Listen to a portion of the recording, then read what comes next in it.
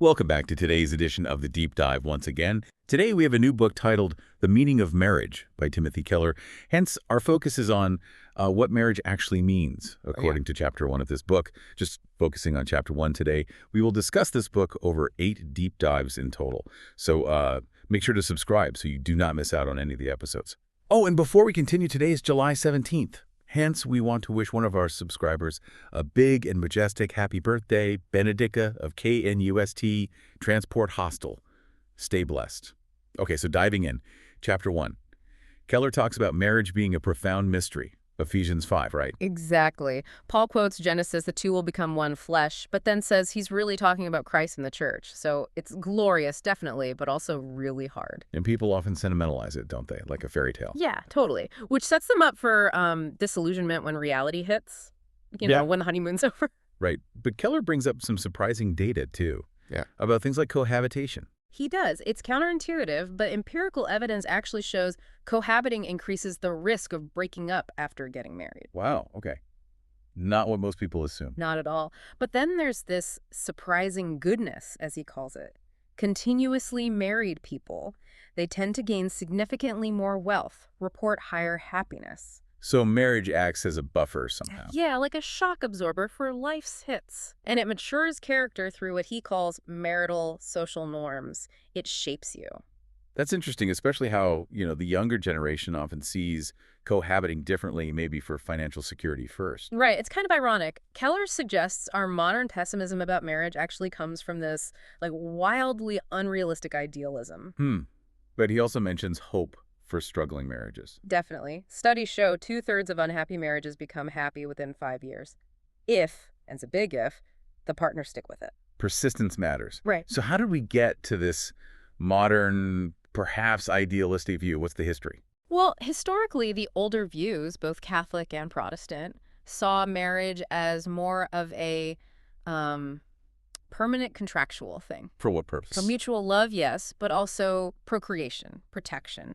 It was a solemn bond for the common good, for character formation, not just about me. Okay, so then the Enlightenment happened. Right, and that shifted things dramatically. Yeah. Marriage became redefined as primarily a vehicle for emotional and sexual fulfillment, self-actualization. And that's what Keller calls the me marriage. Exactly. Okay, unpack that. The me marriage. What does that actually do to marriage? It privatizes it, basically. Makes it all about individual gratification, which puts this, frankly, crushing burden of expectation on your spouse. To be your everything, your soulmate. Precisely. Your soulmate who should just, take you as you are and never ask you to change. Which sounds nice, but... But it fuels what Keller calls the flaw-matic, that inner voice that just instantly zooms in on your partner's supposed fatal flaws. Often as an excuse. Often as an excuse to avoid deep connection, yeah.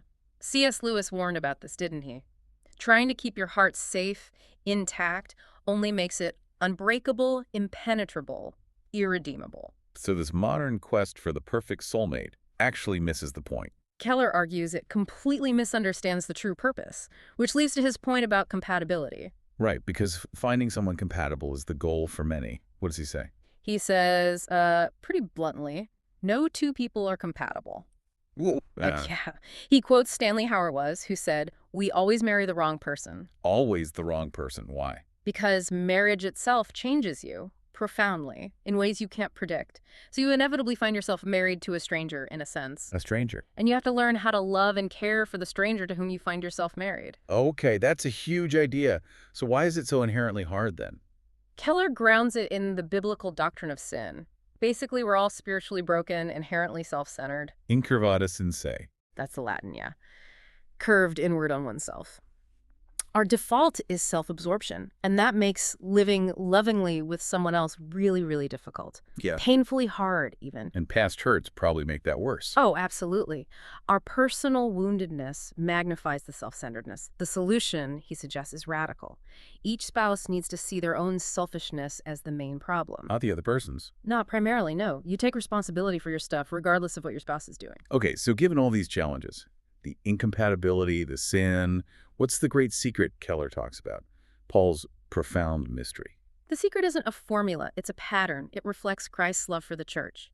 Ephesians 5 again, he gave himself up for her. Ah, so it's about sacrifice, self-giving, not self-fulfillment. Exactly. That's the model. Not what can I get, but what can I give? And he links being filled with the Spirit from earlier in Ephesians 5 as what enables that kind of self-giving. It counters our natural self-centeredness. So true happiness in marriage is found where? On the far side of sacrificial service, Keller says, putting your spouse's well-being and happiness ahead of your own. It echoes Jesus in Matthew 16. Whoever wants to save his life shall lose it, but whoever loses his life for my sake will find it. Lose your life to find it. In marriage, too. It seems so. He mentions Louis Zamperini, the Olympian from the book Unbroken. His life, his marriage, was transformed from bitterness to forgiveness when he encountered Christ's sacrificial love. It shows the power of this principle to remake even broken situations. A powerful example. Okay, so a final thought for you, our listener, to mull over. Consider how our cultural narratives, all this focus on finding the one and on self-fulfillment, might actually be getting in the way. Could it be preventing us from experiencing the deeper, maybe harder, but ultimately more transformative joy that marriage, understood this way, really offers? Something to think about. Thank you for joining us today for this deep dive into Timothy Keller's The Meaning of Marriage. Don't forget to subscribe so you can join us for the next chapter.